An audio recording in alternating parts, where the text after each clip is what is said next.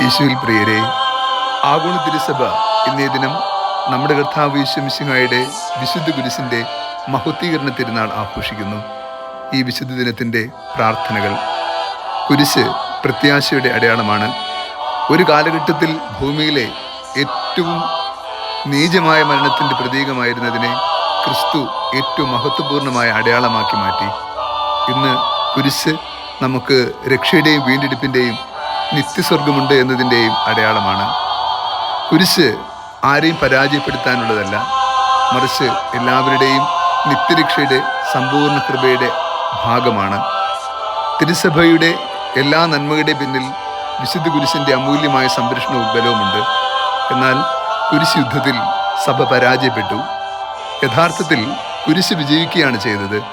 കുരിശ് യുദ്ധത്തിലൂടെ ആരെയും പരാജയപ്പെടുത്താനാകില്ല. കാരണം ഈ കുരിശ് വിജയത്തിൻ്റെതാണ്, എന്നാൽ ഈ ലോകത്തിൻ്റെ വിജയമല്ല. ഈ ലോകത്തിൻ്റെ നേട്ടത്തിന് വേണ്ടിയുമുള്ളതല്ല.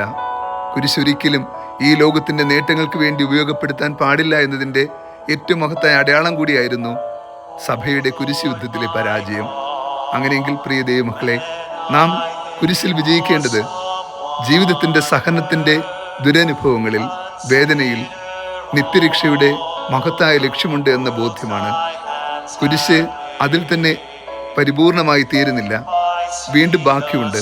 അത് രക്ഷയുടെ അടയാളവും ഉത്ഥാനത്തിൻ്റെ മഹത്വമാണ്. കുരിശ് നമ്മെ നയിക്കുന്നത് നമ്മുടെ കർത്താവായ യേശു ക്രിസ്തുവിൻ്റെ മഹത്വപൂർണമായ ഉത്ഥാനത്തിലേക്കാണെങ്കിൽ നാമും പ്രത്യാശഭരിതരായി ജീവിക്കേണ്ടതും ഈ കൃപയെ പ്രതീക്ഷിച്ചാണ്. ജീവിതത്തിൻ്റെ ഒരു സങ്കടക്കടലിലും തകർന്നു പോകാൻ ദൈവം ഇടവരുത്തില്ല. ഏത് സങ്കടങ്ങൾക്കുള്ളിലും മറ്റൊരു ഉത്ഥാനത്തിൻ്റെ ബലവും മഹത്വമുണ്ടെന്ന് ക്രിസ്തു തെളിയിച്ചു. ക്രിസ്തു ഉത്ഥാനം ചെയ്തുവെങ്കിൽ ക്രിസ്തുവിൽ വിശ്വസിക്കുന്നവരായ നമ്മളെല്ലാവരും ഉത്ഥാനം ചെയ്യും. ക്രിസ്തുവിൻ്റെ കുരിശ് നമുക്ക് പ്രത്യാശയുടെ അടയാളമാകട്ടെ. ജീവിതത്തിൽ കൂടുതൽ സ്നേഹിക്കുവാൻ കുരിശ് ബലം നൽകട്ടെ.